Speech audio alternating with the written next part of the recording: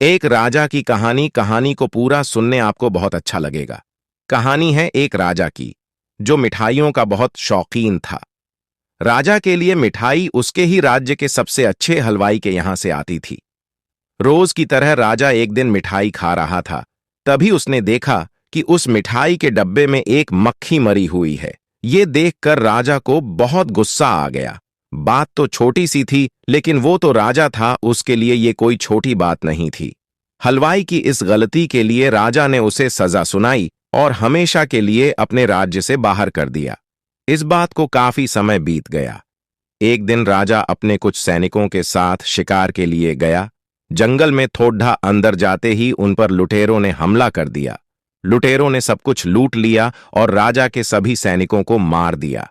राजा किसी तरह अपनी जान बचाकर वहां से भाग गया और दूसरे राज्य की सीमा में पहुंच गया। कुछ देर में अंधेरा हो गया और वो राजा सुबह होने का इंतजार करने लगे। अगले दिन वो राजा उस राज्य के लोगों से मदद मांगने लगे, लेकिन दूसरे राज्य के लोग उसे भिखारी समझकर उसकी तरफ ध्यान भी नहीं दे रहे थे। वो राजा भूखा प्यासा एक जगह पर ही पड्डी ढहा रहा। थोड़ी देर बाद एक व्यक्ति उस राजा के पास आया और बोला, महाराज, आप यहां इस हालत में कैसे? राजा बोला, कौन हो तुम और मुझे कैसे जानते हो? उस व्यक्ति ने कहा, महाराज, मैं वही हलवाई हूं जो अक्सर आपके महल में मिठाइयां भेजा करता था। कहानी अभी अधूरी है। पूरी कहानी सुनाने के लिए चैनल को लाइक और सब्सक्राइब कीजिए।